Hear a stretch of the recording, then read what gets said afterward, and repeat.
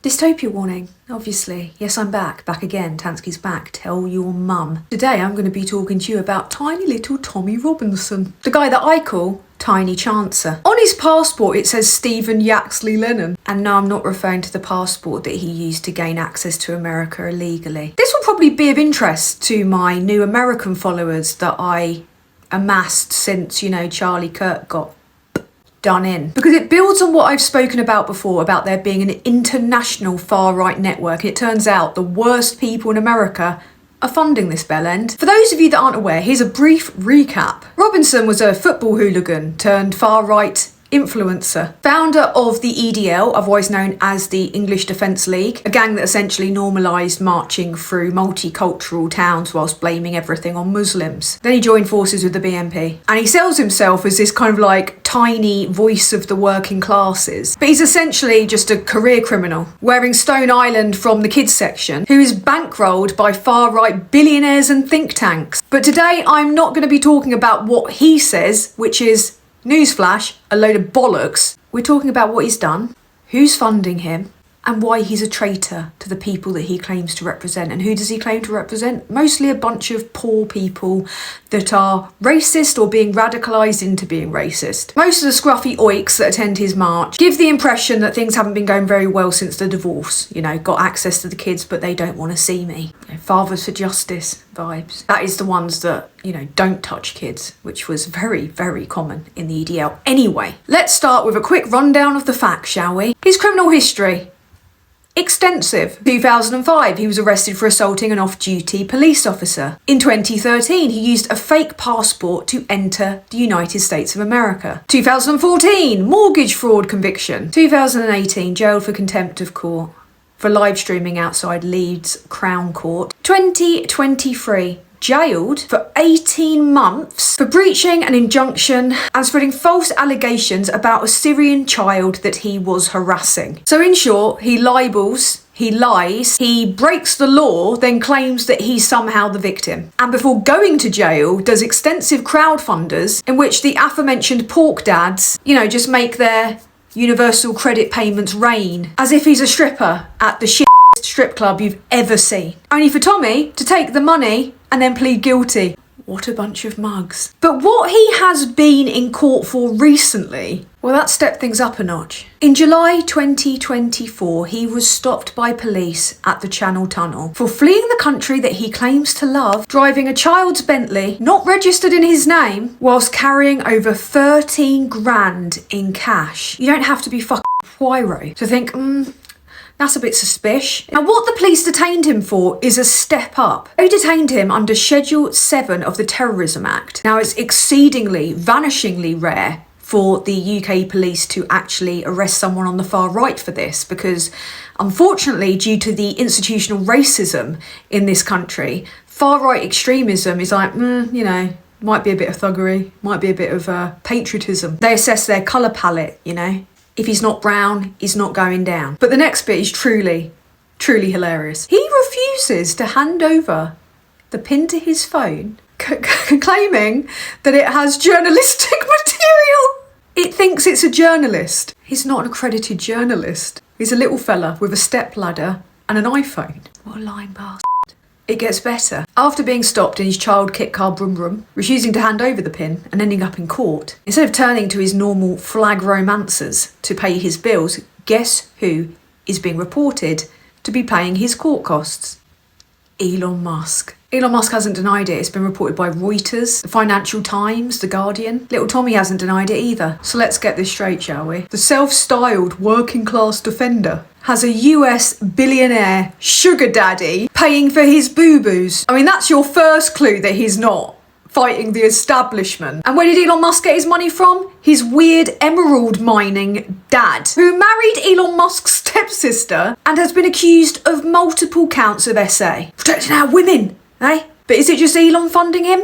Is it fuck? Let's follow the cash, shall we? And solidify my assertion that Tiny Tommy is a part of an organised international far-right network. So who's funded him? The Middle East Forum, based in Philadelphia, US, who have admitted spending $60,000 on Robinson's legal costs and Free Tommy rallies. Rebel Media in Canada paid him $5,000 a month under the, I shit you not about this name, Shillman Fellowship, funded by US billionaire Robert Shillman. Then there's the Mercer Family Foundation, again based in the USA, who bankrolled Breitbart and Cambridge Analytica, which led to loads of people being conned into voting for Brexit and then again voting for Trump, because Brexit was the warm-up for Trump. Now, they donated $250,000 to Gatestone Institute, a platform that pushed Robinson's propaganda. Then there's the Bradley Foundation, again USA, poured millions into the MEF, and the Horowitz Freedom Centre, both named by watchdogs for fueling anti-Muslim propaganda. Then there's the Australian Liberty Alliance, publicly stated that it funded him in 2018. Now, what do all these groups have in common? They fund culture wars that destabilise democracy by spreading anti-Muslim propaganda, honing in on scapegoats. They love figures like Robinson because he spreads their divisive bullshit.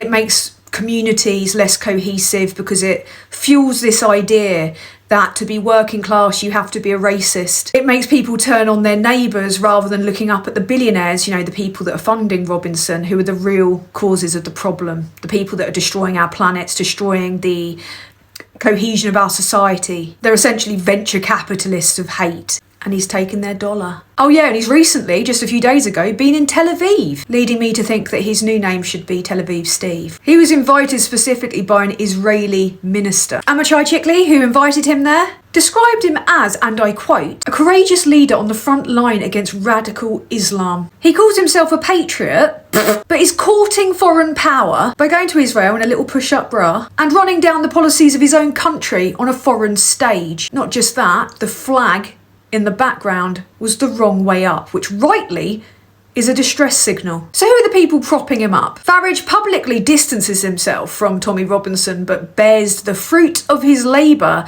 by enjoying the social decline that comes from his talking points being made mainstream as he shifts the Overton window towards the far right. Then we've got people like GB News doing what I like to call message laundering, you know, kind of like the money laundering that goes on between, I don't know, the Tories and Russia, or possibly Reform and Russia. Hi Nathan Gill, you traitor. Which is essentially GBBs, tabloids, broadcasters, framing far-right talking points in respectable language, which seeds and normalises extremist rhetoric into the mainstream, making it all nice and socially acceptable to the point where you've got Tory MPs calling for the deportation of anyone, even those with right to remain, to make us more culturally cohesive. That is blatant racism. Who else props him up, as we talked about? The world's richest weirdo, Elon Musk, who himself has regular, long, you know, cable twirling phone conversations with Putin. Steve Bannon, involved in the aforementioned Cambridge Analytica nightmare, who calls people like Robinson the backbone of the movement. What movement's that? Treachery. Oh, and the Free Tommy hashtag that went around when he got banged up for being a criminal. Only 40% of those engaging with that were UK based. The rest, mostly the US and Australia. This isn't grassroots. This is astroturfed extremism. This have a go,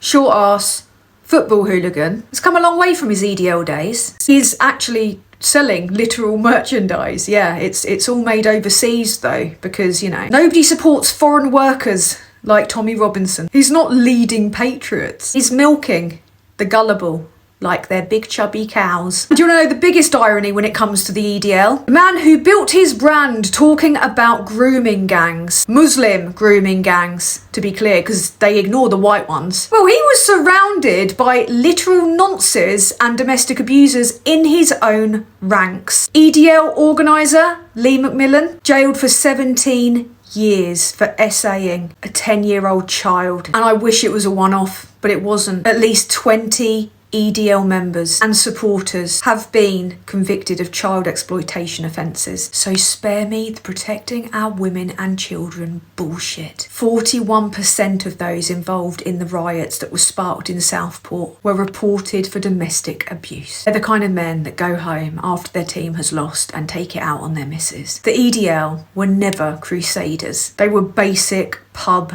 thugs, the kind that would try it on with me and my local when I was 14 years old, that type. And let's not forget where the name Tommy Robinson actually came from. A Luton Town hooligan. He's essentially the founder and the fallout of British yob culture. And that rot runs through the entire movement. I myself have suffered horrific threats and abuse from these men that are claiming to protect our women and children. They love the women and children that don't question anything that they say, but the moment you have an opinion of your own, you're fair game to them. And this is how the far right works broadly. If you're one of those women that think that these guys are going to protect you, my only advice would be don't leave your drink unattended near them. Because at a big far right rally in September this year, a woman got up to speak, a survivor, and the moment that she said that her groomers were white men, the crowd booed her off stage, spat at her and swore at her, and men manhandled her because she wasn't saying what they wanted her to say. And this is who Tiny Tommy 10 Names really is. A bloke that has built his empire by capitalising on the worst crimes that women and children have faced, only to nearly collapse their trials, only to call journalists a slag, only to hand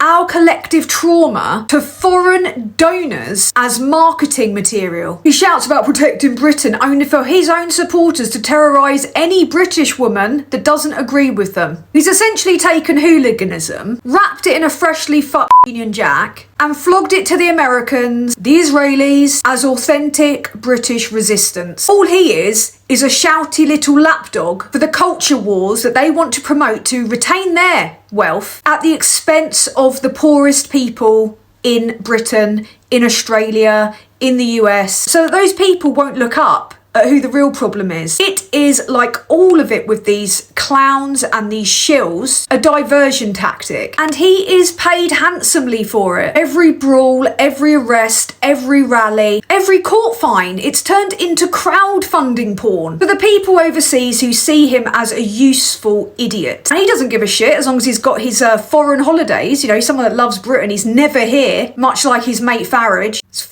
treason. He doesn't love his country. He loves profiting from the billionaires who pay him to seed chaos and division and ultimately our decline, because patriotism. So yeah, that's your hero, is it? A fake name nicked off a football thug, a fake job title, a fake passport, a fake child's Bentley in the Channel Tunnel and terrorism charges, 5-star trips abroad whilst those spunking their universal credit payments on his GoFundMe choose between beans or super noodles for dinner, a career built on lies, violence, a wife that's walked out on him, all this talk of saving Britain, but every time he opens his mouth he's throwing his own country under the bus. He's not silenced. God, I wish he was. He is subsidised. He's not censored, he's sponsored. And he is the echo of every 2-bit coward in this country who hides behind a flag to try and conceal their deep-rooted insecurity, their obvious racism, and their absolute lack